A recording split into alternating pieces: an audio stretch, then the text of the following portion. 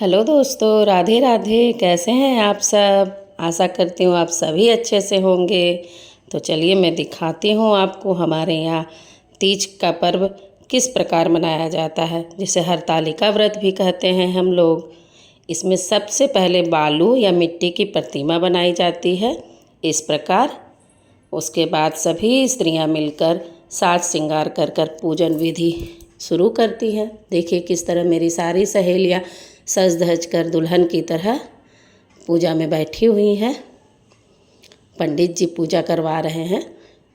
इस पूजा में जो भी फल आप बाज़ार में आपको मिले वो सारे फल खरीद लीजिए और वही पूजा में चढ़ाइए।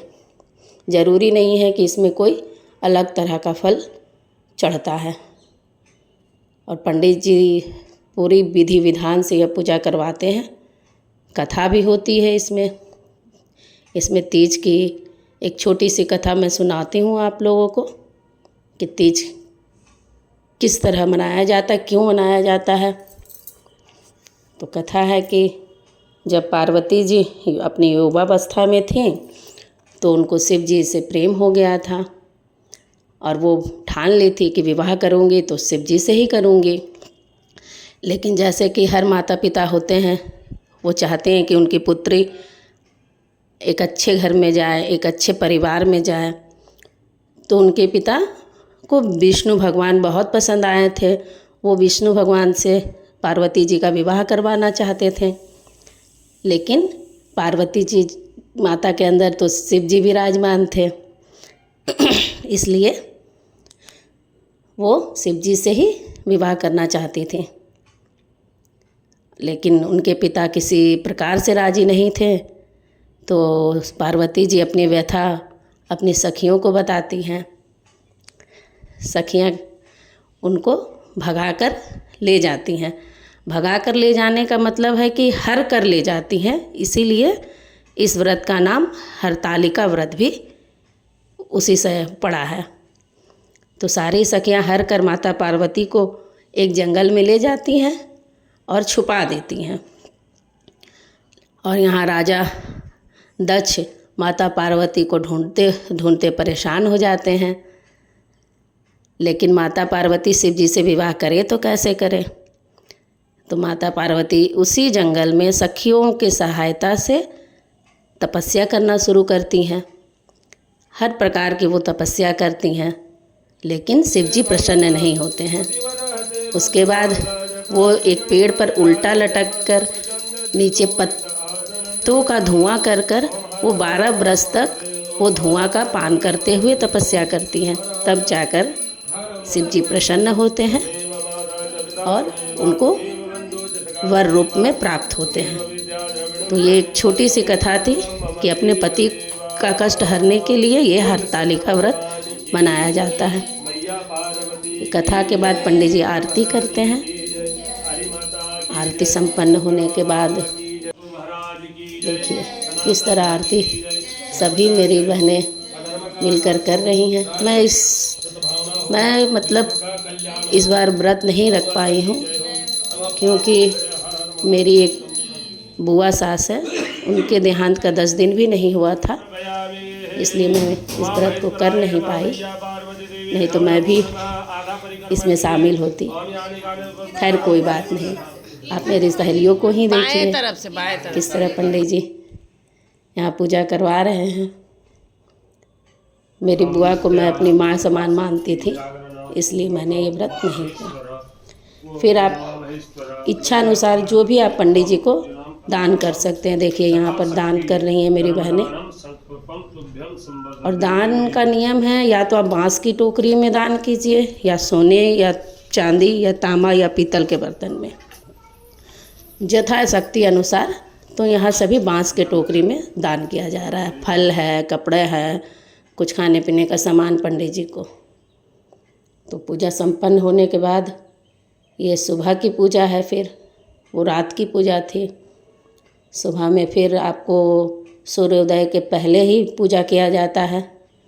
तो मेरी सहेलियां सभी सज धज कर फिर से आई हैं सुबह पूजा करने के लिए।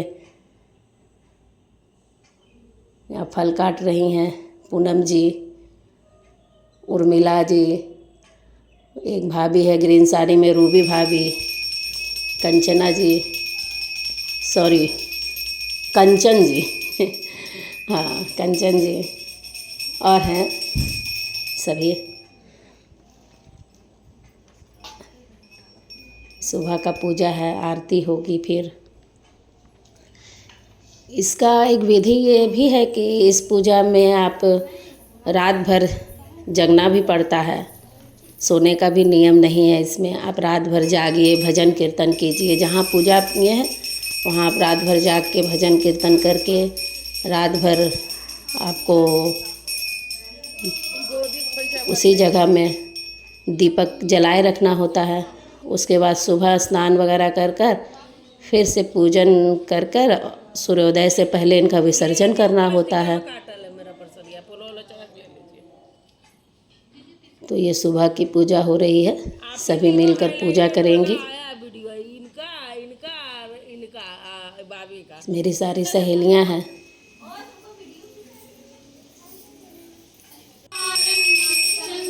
ये देखिए कितना सामान पंडित जी को, जितना चढ़ाया हुआ सामान है ये सब पंडित जी को जाएगा। जो भी फल हैं, वस्त्र हैं, जो भी है सभी पंडित जी को जाएंगे। ये सुबह की आरती। ये मेरी आधी सहेलियां हैं, आधी सहेलियां और दूसरे घर में पूजा कर रही हैं, क्योंकि एक जगह सब भीड़ लगाना सब ये नहीं हो पाता, भीड़ लगाकर पूजा करना नहीं हो पाता। तो मैं यहीं आई थी तो यहीं का वीडियो बनाई हूँ।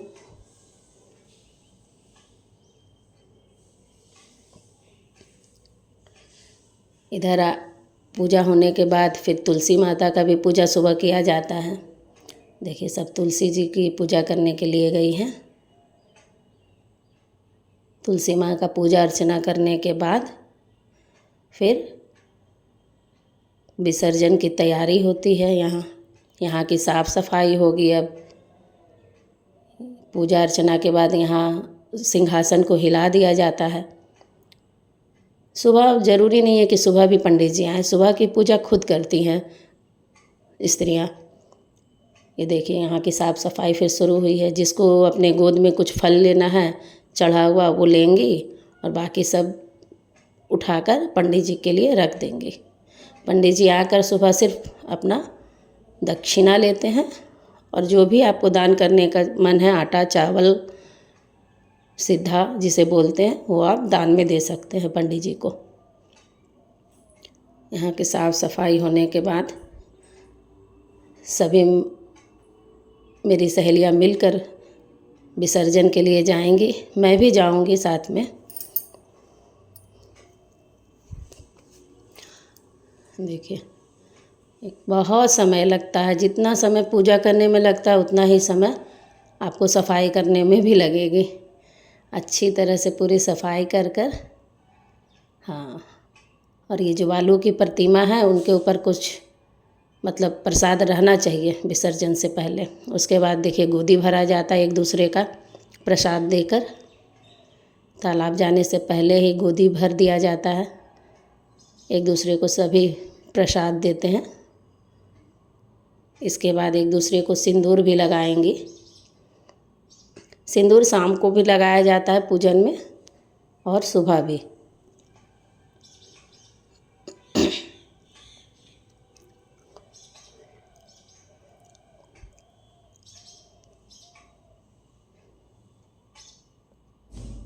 सुबह सूर्योदय से पहले ही विसर्जन का नियम रहता है, लेकिन इतना तरह का नियम हो जाता है कि सूर्य भगवान सर पर आ ही जाते हैं। 6 बज ही जाता है।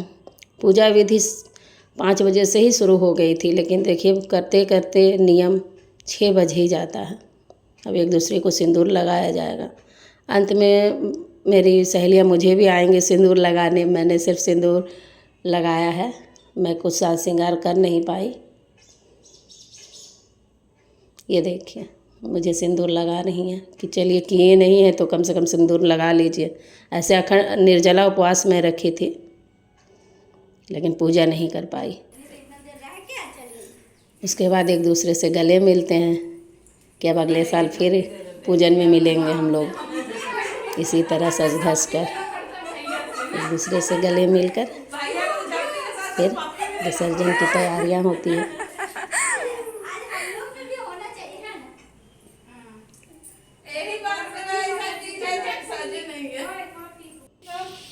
ये देखिए सभी मिलकर 5 या 7 स्त्रियां मिलकर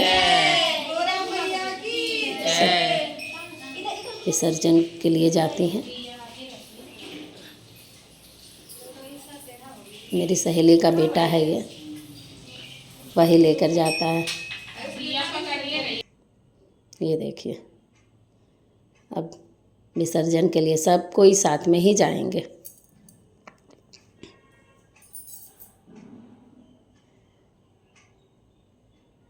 वहाँ भी तालाब में थोड़ी बहुत पूजा होगी। पूनम जी, कंचन जी हैं हाय करते हुए। तालाब जाने में कम से कम 15-20 मिनट का समय लगता है। देखिए किस तरह जंगल से होते हुए जाते हैं। जिस जगह में जहाँ तालाब रहेगा उस जगह को पार करके तो जाना ही पड़ेगा, क्योंकि इसका नियम ही है कि जो पूजन करती है वही साथ में जाती है विसर्जन के लिए। तो देखिए किस तरह जंगल से पार कर कर जाया जा रहा है। हम जहाँ रहते हैं वो पूरा जंगली इलाका है इसी तरह, लेकिन अभी घर बन रहा है चारों तरफ तो थोड़ा जंगल भी कम हो रही है। देखिए आ गए तालाब।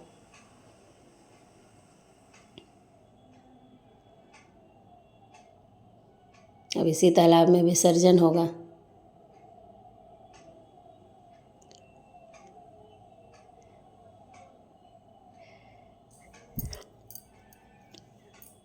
एकदम बच बच कर चलना पड़ रहा है। बरसात का मौसम है ना, तो कीचड़ जहाँ तहाँ हो जाती है। अब 5 स्त्रियाँ मिलकर विसर्जन करेंगी। मैं बहुत मिस कर रही हूँ इस पल को कि मैं शामिल नहीं थी। ये देखिए सभी मिलकर विसर्जन करती हैं। ये देखिए विसर्जन के बाद थोड़ी सी पूजा विधि भी करती हैं। सूर्य भगवान का जल देती हैं, धूप दिखाती हैं। देखिए अर्घ दिया जा रहा है।